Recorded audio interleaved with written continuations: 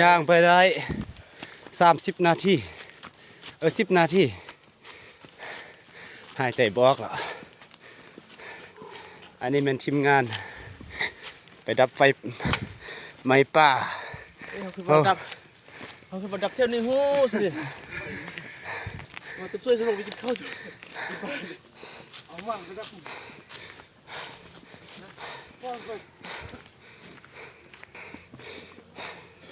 เริ่มย่างจากสโมสรขึ้นบ่ไหวรถขึ้นบ่ได้ละย่างดีกว่าเมื่อมันมีควันไฟหันแหละมันตัวทันละ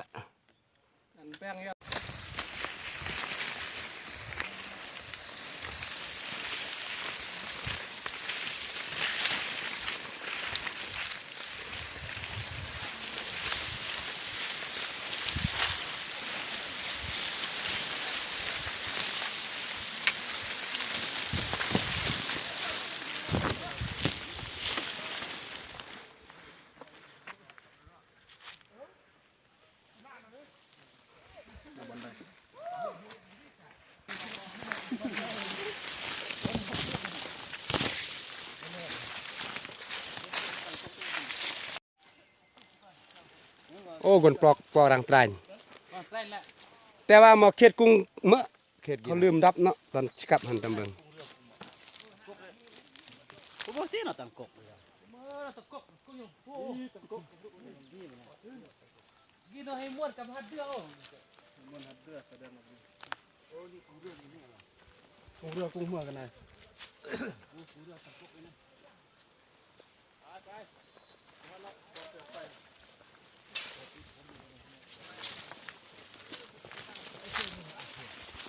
ไปโอ้ยเรื่องแกล้งคุยนายกล้วยให้น้องยืดๆนายนี่เอาจะฟุดเลยดูอ้อมเลยมีอ้อมมาบักลายคนสุดท้ายผู้ดับไฟหันมีแต่5-6 คน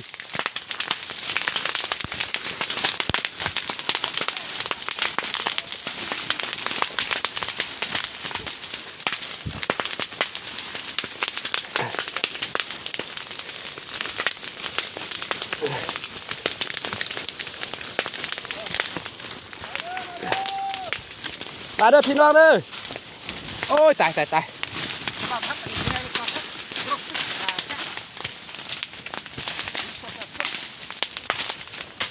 นัดไปต้องปernahดากาลคือไปอย่าไปpernah gitu ya ana cepetไปต้องpernah lat mungkal oh gitu petunเลยเกินน่ะ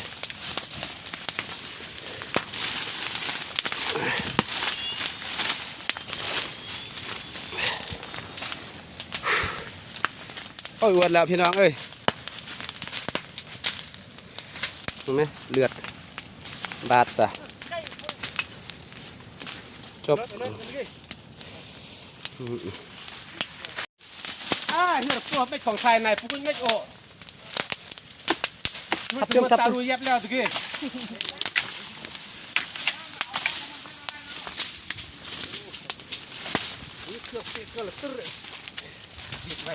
แม่นละ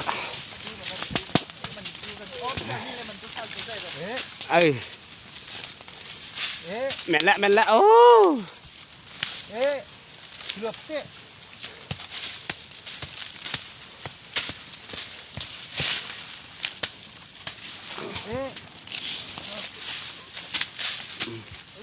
เมิดมันนี่นะถ่ายนี่มือถ่าย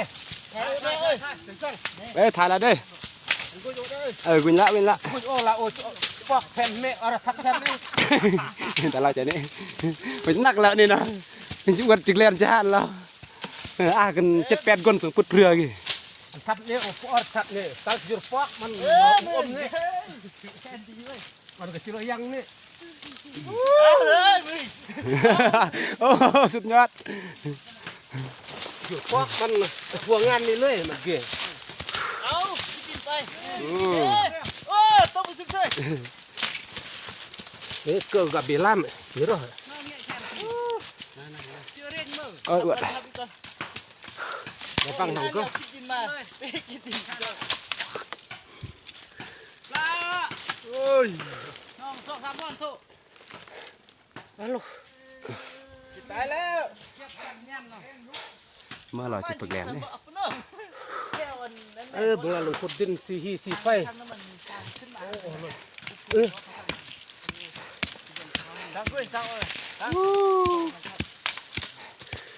หลักบุญโอ้ยตั้งชื่อว่าจบสิ้นภารกิจที่ว่าปฏิบัติหน้าที่การดับไฟไม้ป่าก็สำเร็จลงนะ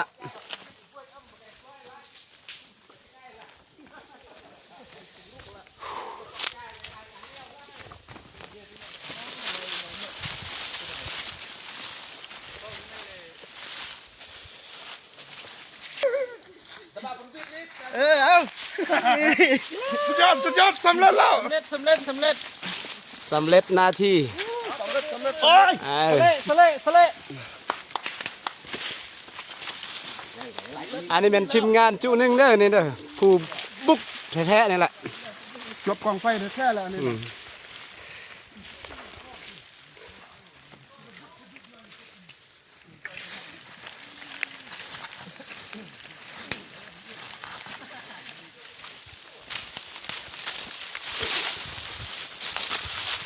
เกือบเป็นสไลด์เลย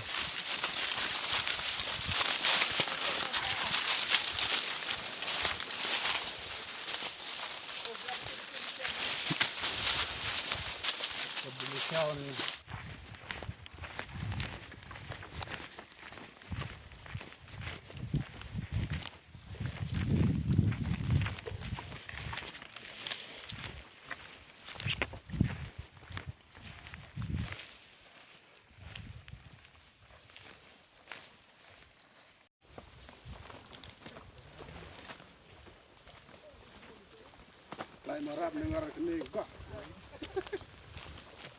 ไรให้ยัง